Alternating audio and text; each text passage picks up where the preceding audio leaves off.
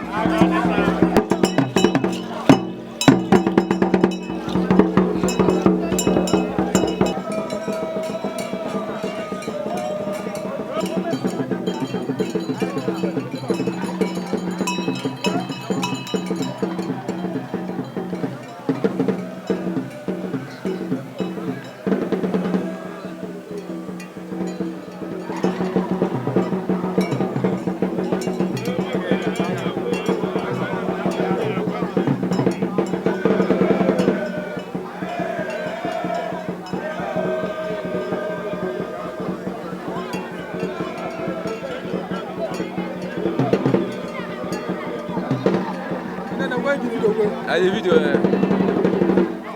Allez, vidéo. Hein?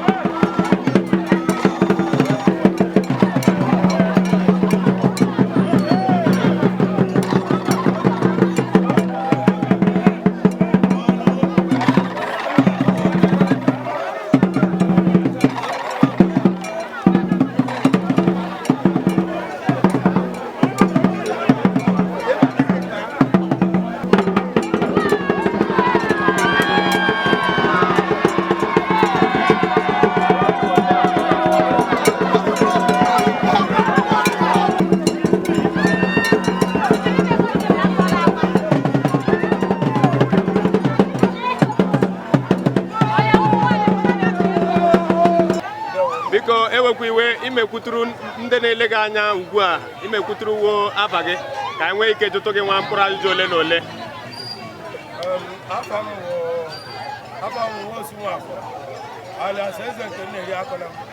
Agụ dị biko kwuturu na anyị ndị agha taa ndị agha ịza na-abụ nke a na-eme ugbu a.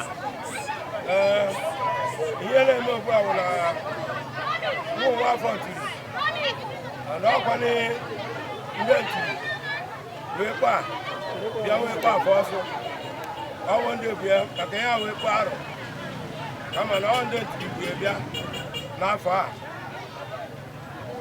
Maazị ebe anyị kwụsịkwara nụ metụ ọkpa nke mbụ ndị a ihe ọ pụtara ebe ahụ amụkwa ndị omenala a ga na-eme mgbe ọbụla anyị zanụ n'ubi pụtara na ebe a bụ ebe mgbe anyị na-ebuzo m omenala ifo anyị apụwa oge orikịta.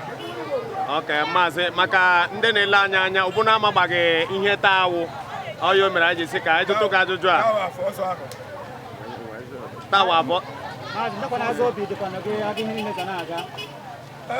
Obi dị m ụtọ maka a sị ojeji na ji anaghị akpa ebe ọ ga maka na ihe na-ajọ njọ bụ na ime were ihe gị nwee nsogbu n'ime ya so ebe ahụ na nke a dịka nke anyị megodo ugbu a na onwebeghị nsogbu anyị fụrụ na obi dị m ezi ụtọ and anyị ga-emegbakwa ya na udo na ọṅụ na-enweghị nsogbu ọbụla. Ngwa ndewo maazị obi dị anyị ụtọ inweta gị taa Chineke gọzie gị ndewo.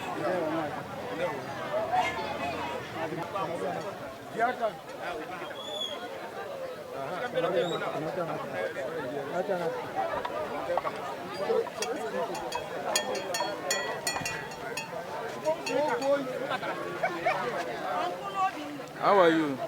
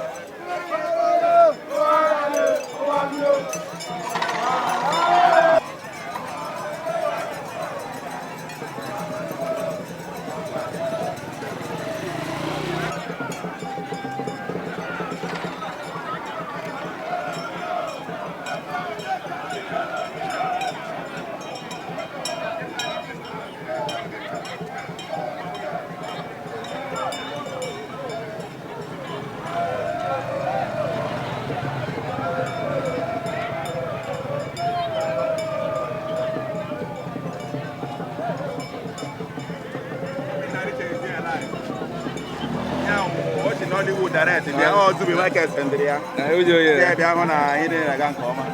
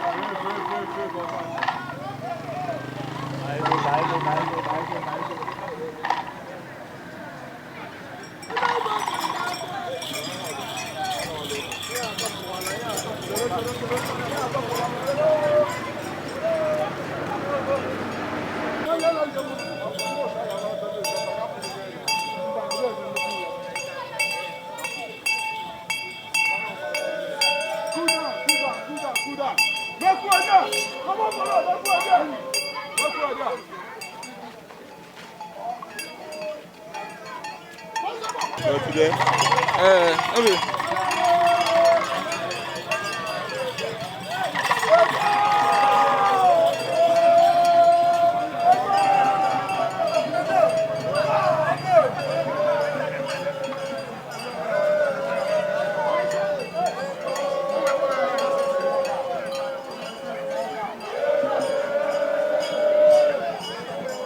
Guys, they watch now. If they want, you watch. What?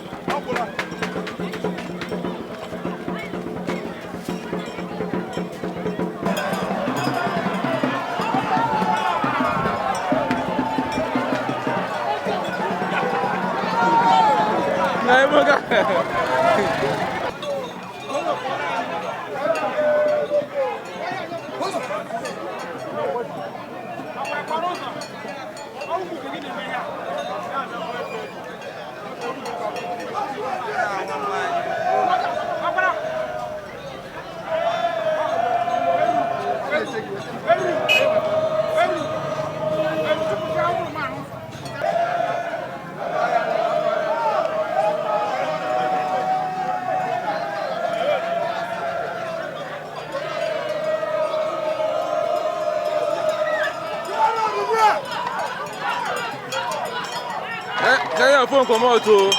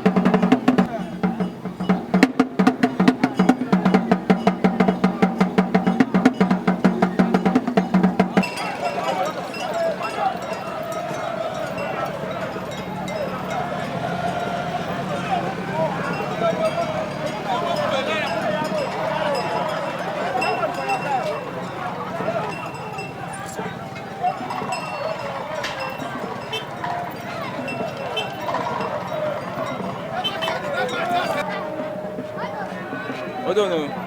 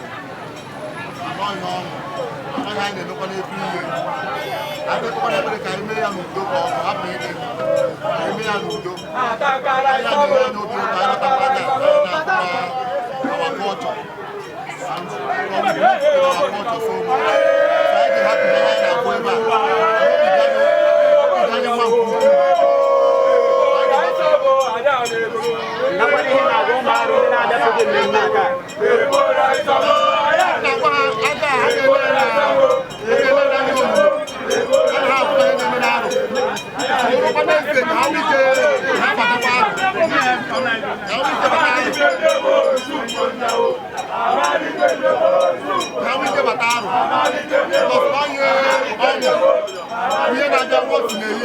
So I got this year, next year. No matter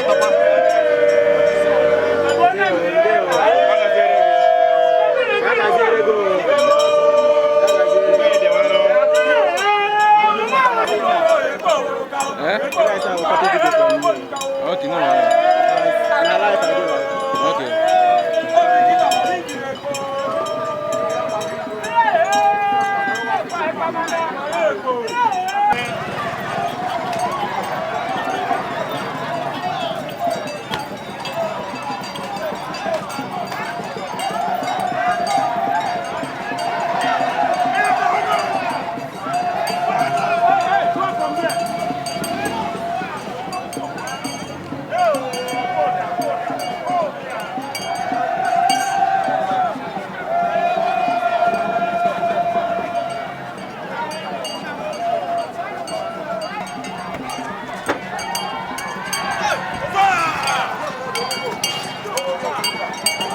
You want to shop? You want to that? Shop, you get them.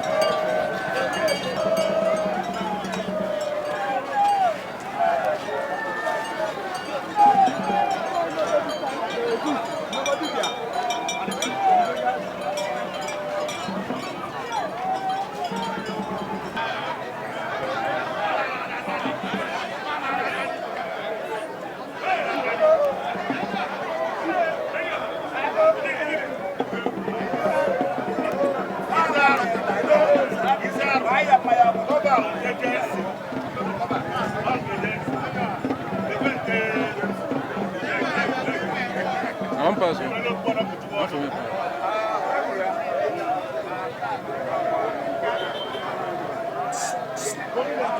Black, black, black.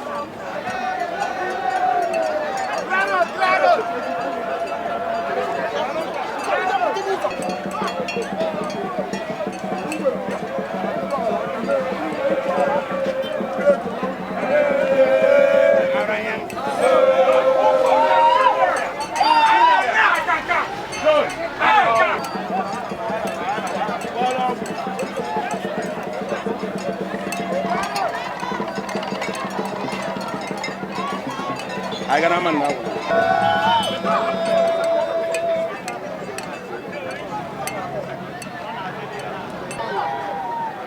Senator before we will come on.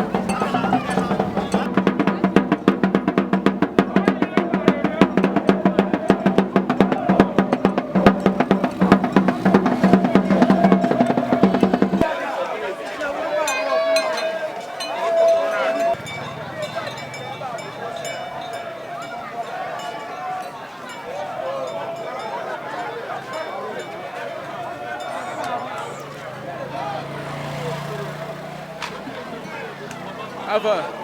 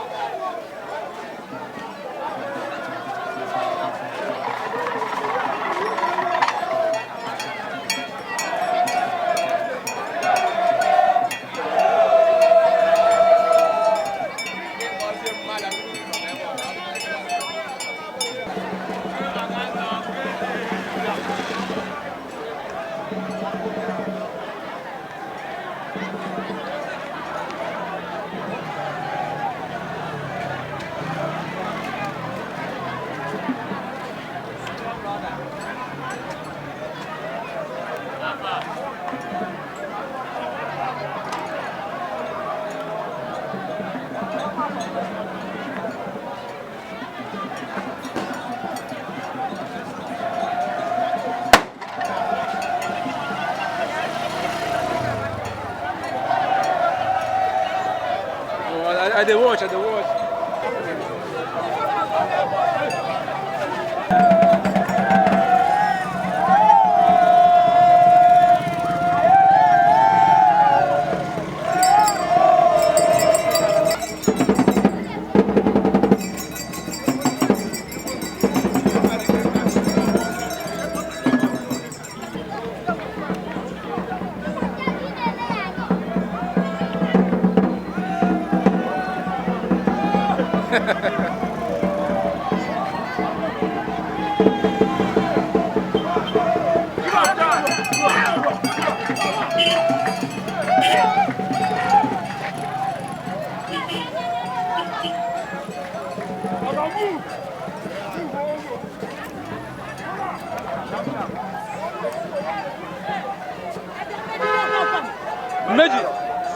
Meji.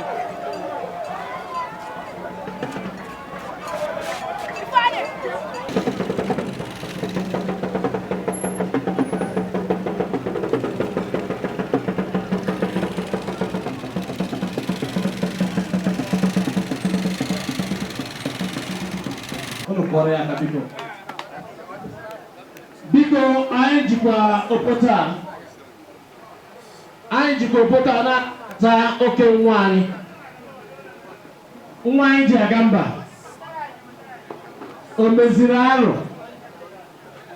o nyere ụmụ nwaanyị ndị nwere agha ọzọ dị m na-asị na-etuo na o meziri arụ ya na odozi akụ ya maka na ọwụ na ị na-aga J&T Foundation be helping for foundation, caring for the less privileged in the society. They have been caring for the less privileged in the society for more than 3 years now. They have never stopped. Because I partner with them, I have their MC, anything they have to do when they started this program. So Mazi, J&T and the foundation and the wife, I make anybody cool.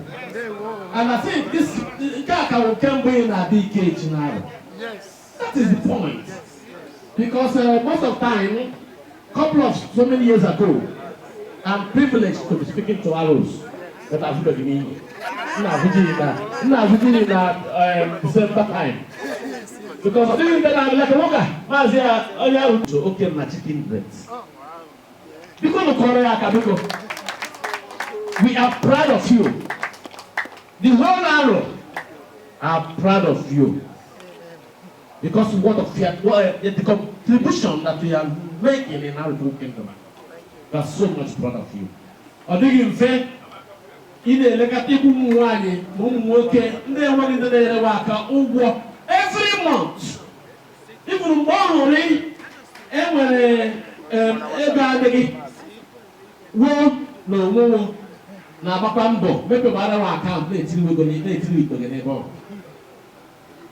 I have never gotten this opportunity to talk with you one-on-one. But today, the Spirit of God, have just come to me now, and I have to talk to you. I said, Paduno,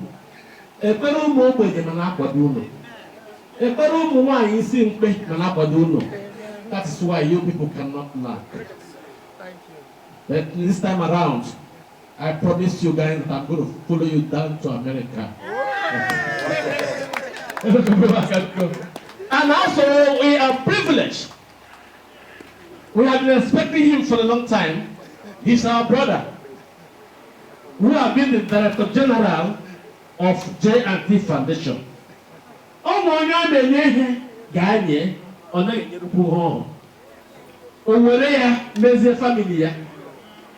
But I'm proud of Barrister Dr. and also our PG in Asanga, Dr. Barrister Njaka.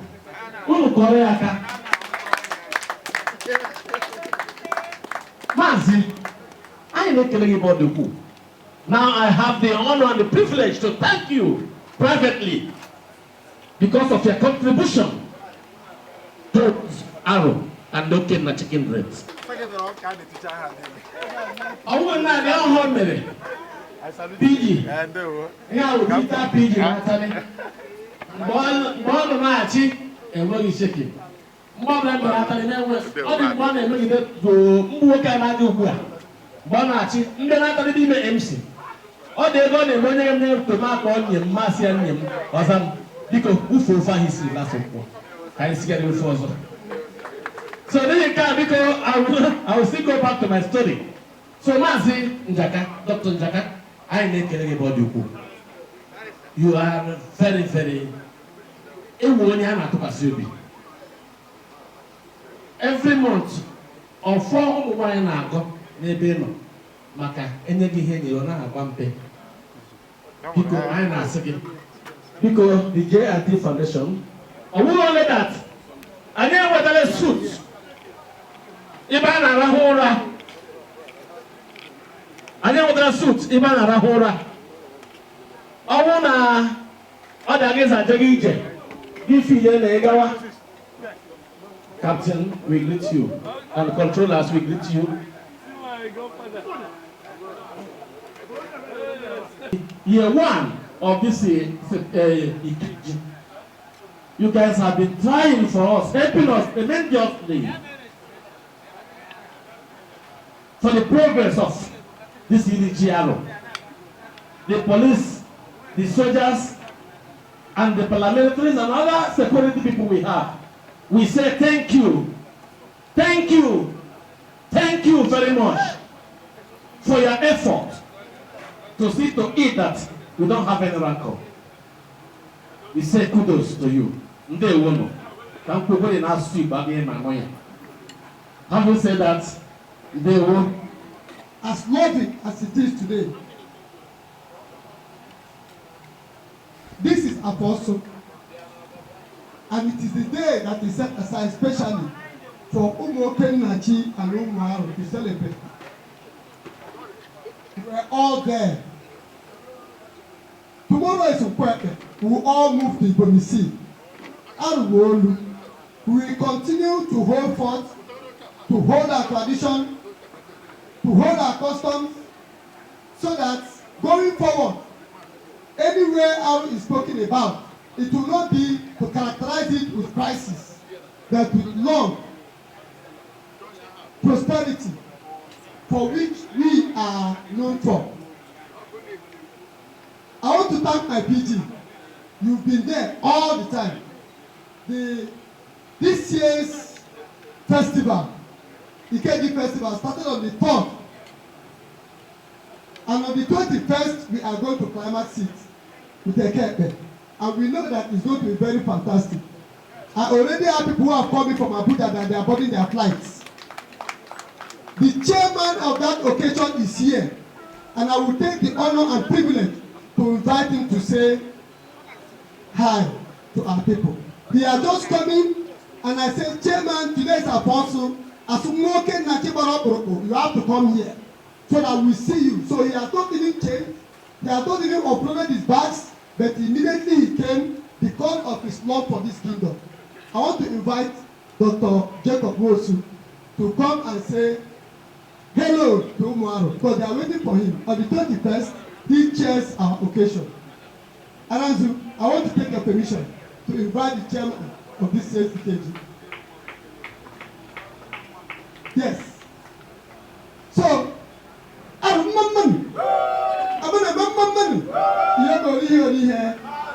Dr. Jacob Wosu.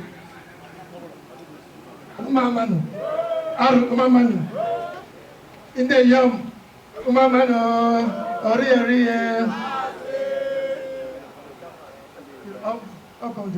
I'm very, very happy, to be here today.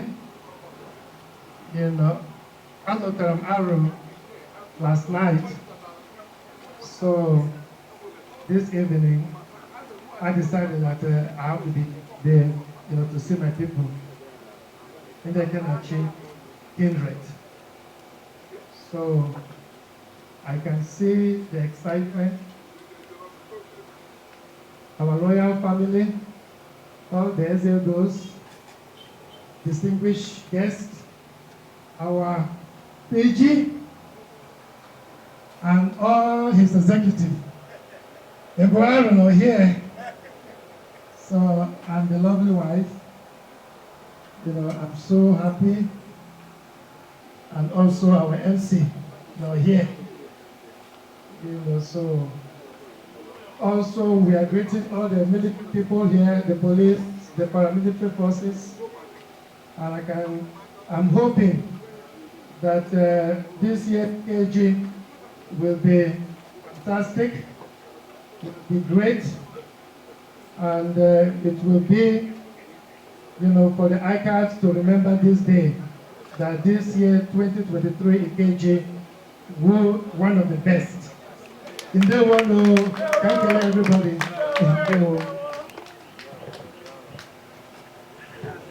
Biko ihe a na-awụ aka na-akụrụ JNT biko na kwụsịrị ya aka ike biko. Kwụsịrị ya aka ike. Ego asaga nọ. Anyị na-ajụ ụmụ okorobịa.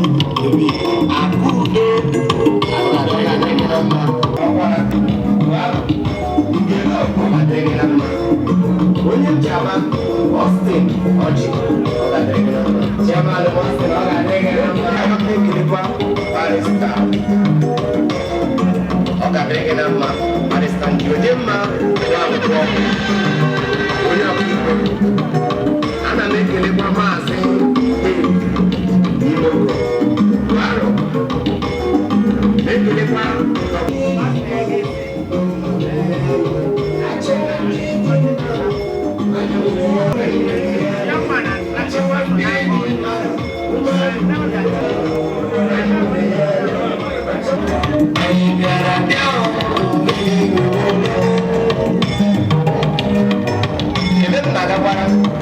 Maso que Mayor President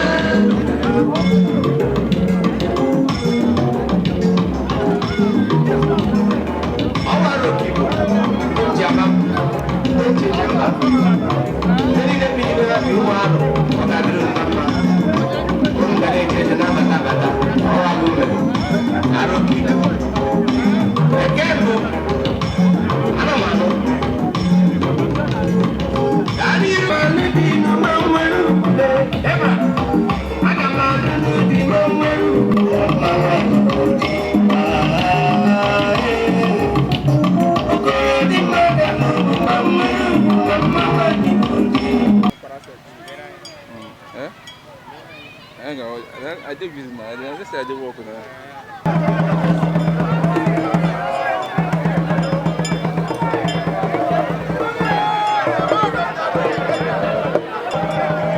I don't finish. I don't finish.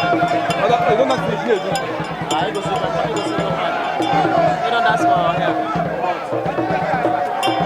How much are this? I go like this. I feel good. I feel good. I know. Yes, the police are there. I know the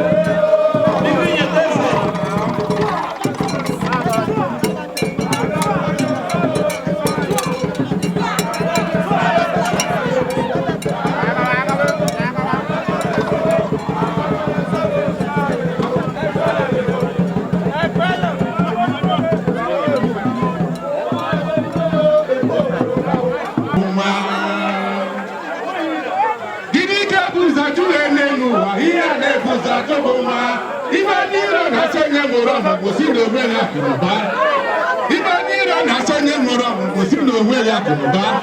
Tawati Batako, Patu, Arasere,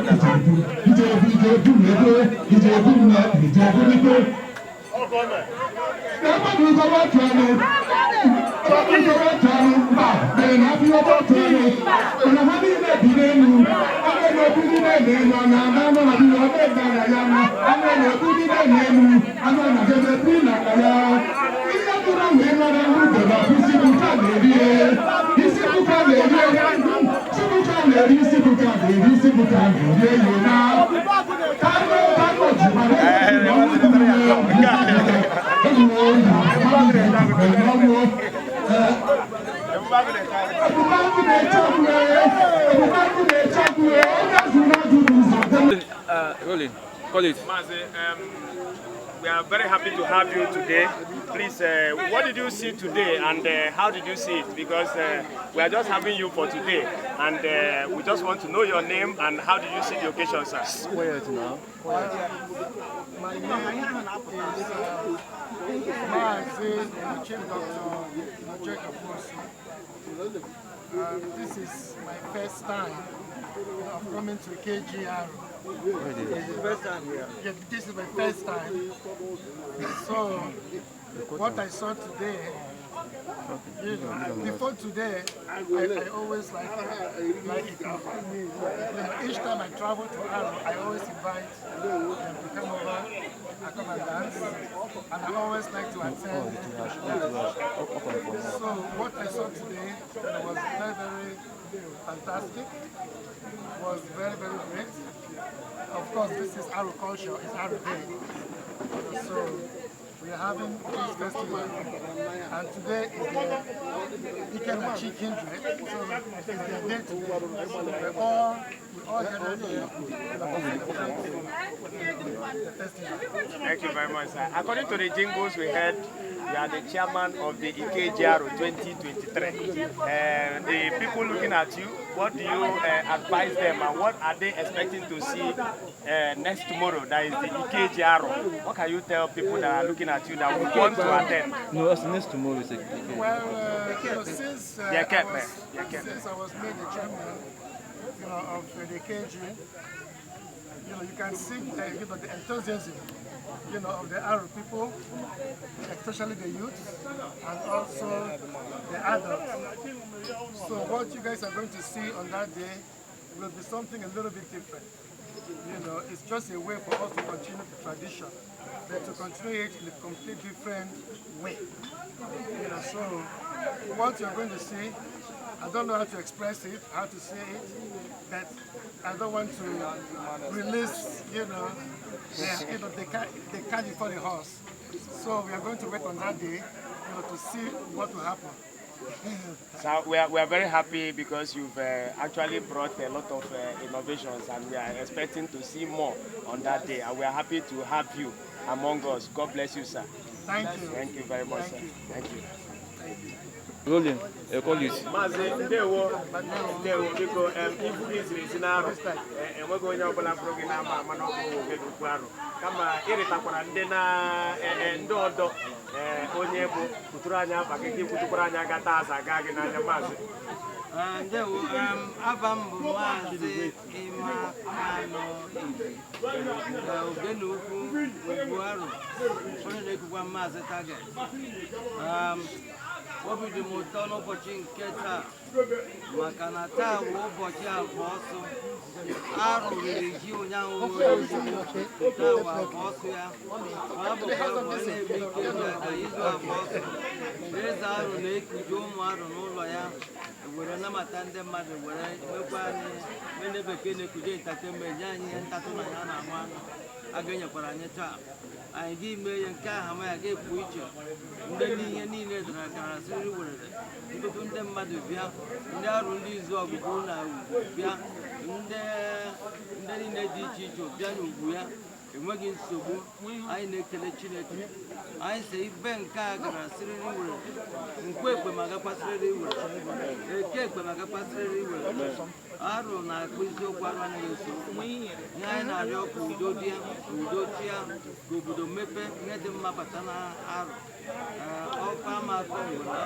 ọkụ ama akọ oke anyị n'ụwa arụ arụ nwe onye mere ibu ya azụ onye merekwana ibe ya azụ nke ọhịa na-arịọ maazị na-ekele Chineke bụ dị ukwuu na ụmụ arụ na ejiji omenala arụ na-akpa nganga ewe oji omenala arụ na-akpa ọhịa na-atụ anyị ndụ dịka ndị ochie dịka onye ijisi ike unu ekwekwara ka omenala arụ ma ọ dịrị n'aka unu nwụọ unu ma na-eme na-aga ebe kwesịrị ekwesị mee ka ụwa niile mara na omenala anyị dị mma mee ka ụwa niile mara na nke anyị ka mma mee ka ụwa niile mara na ebe awa arụ Chukwu mee ka ụwa niile mara na anyị nwe obodo ji Chukwu were mere nna wee ka ndị ụwa mara na ọ ebe a ka ndị ụwa na-abịa mbụ na-achọta amamihe na amamihe ahụ akọbeghị akọ amamihe ahụ na ha abanyekwa kama ọ ma kpeta n'aka nke Chineke ọ ma abụ ụba karịa ebe ọ dị ugbu a n'afọ nna na nwa na mmụọ nsọ.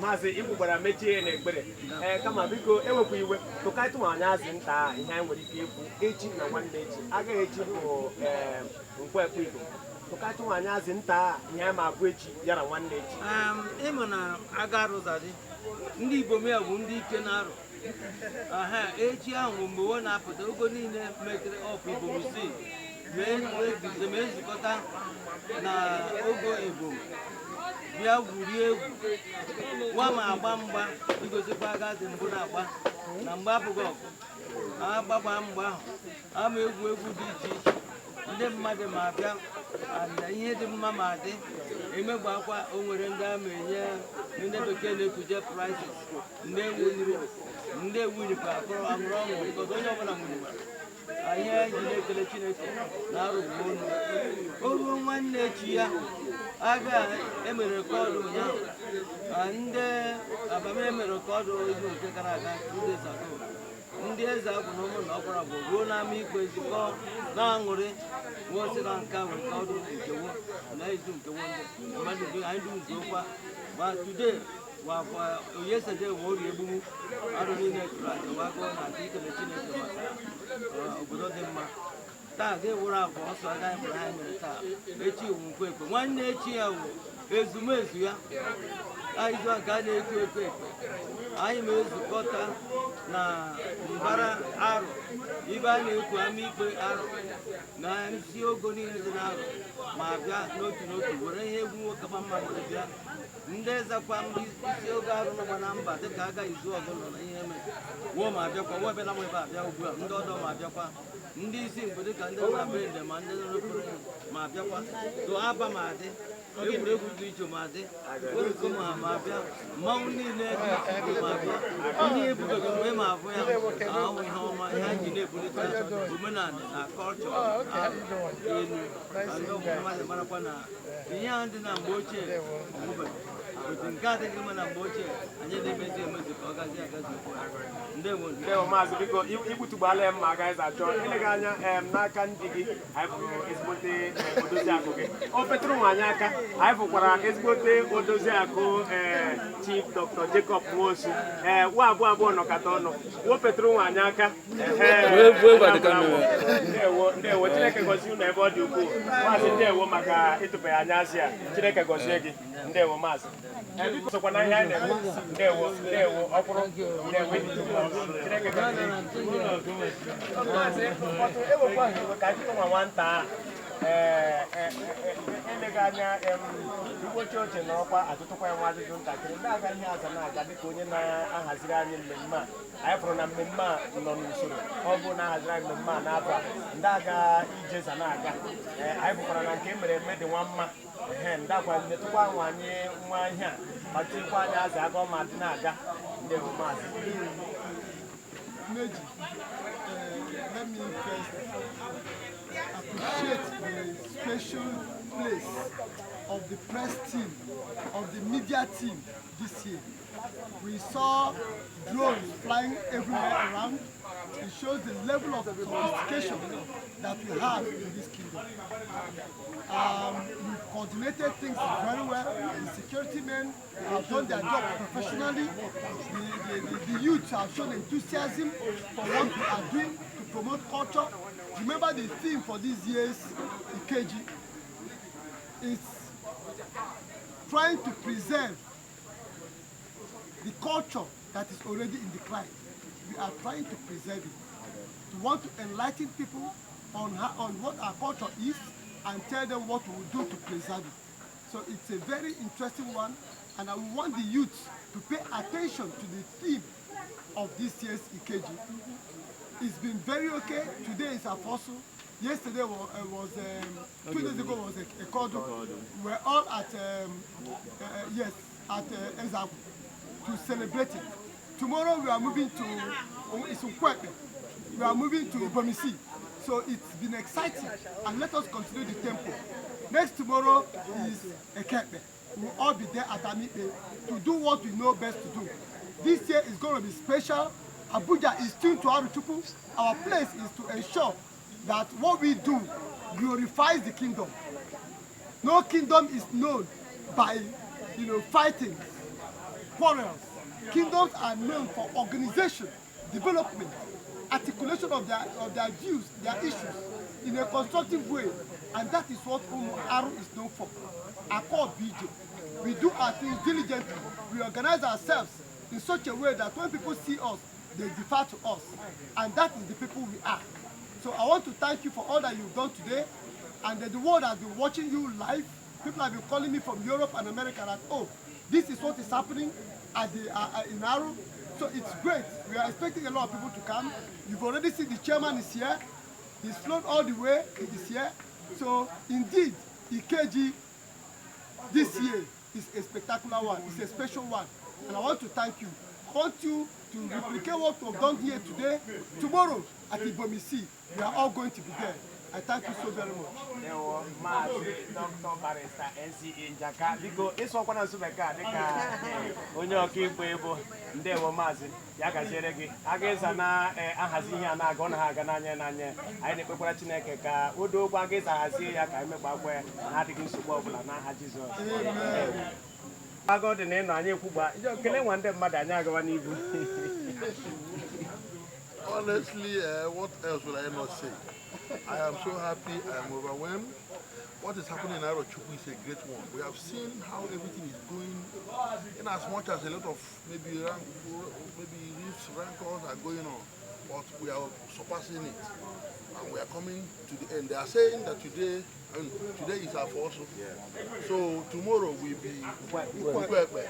So we all are celebrating it live. Because of the joyous I oversee towards this Ikeji festival has made me to stay here up to 1 month now, enjoying. So that is so. If you look at what is happening now, you can see our chairman of the occasion has arrived all the way from the United States of America to grace this occasion that is coming next tomorrow. That is Ekeke. So I wish, and I said that everybody is happy. I am happy. So anybody that is putting us under that will not get to our destination, we say Arochukwu is not that type of people. Ndewo, ya gasịrị gị. Thank you very much. Mbụ ebe ọ dị ukwuu ịfụ na ihe a na nwa aga n'ifu. Anyị sị ka anyị jụtụkwa gị ma ihe ọ nakwa nwa aga n'anya ya, na nwa agakwa aga ịza chie ya. Ndewo maazị.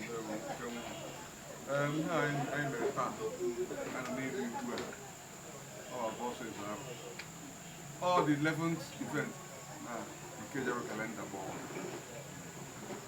Actually, I'm telling you, I'm going to make Ikeja the day of 1 October. When they didn't go for 1 October. They show you the hour. I need to go to the city because I make a gang come. Also, I put it back. If I get by the day, you more about my back. You need the car, Mazakani. JTU for the Quadrant. The President has got a river. There's a toss in the river. They don't there's a go. Never. When I got a comma. I don't know. When I go, more will actually be the arrow. No. I remember the arrow. I had to smoke. We also some good on your trouble. I put those who there. We don't kind of track what you done. When you don't make a good man. Open Mutu, open Mutu. Now, first we get it on the cover. We're going to come. One tomorrow, I may, we're here to meet you. I couldn't do it. Okay, Mamma. Yeah. Mamma. Yeah. You will work. You will see. One on Waro. Mamma. Where's your work? Come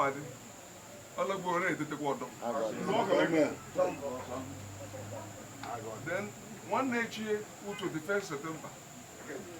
Oh, the grand finale was when the grand finale of the cage. Arrow became on the attack many prominent Arrow sons and daughters, and even beyond. They come and make education. Okay, why you can't do it last year with JTU? JTU Foundation. I am not the chairman of the station. And when we cook, we have a cook in the on the Nabamba, my doctor used to be Jaka. Where I have a minute, 1 nature, man. I'm a gay man. Then I get a come. You, madam. Behind them, I saw your former. I drop on a beach. I don't know.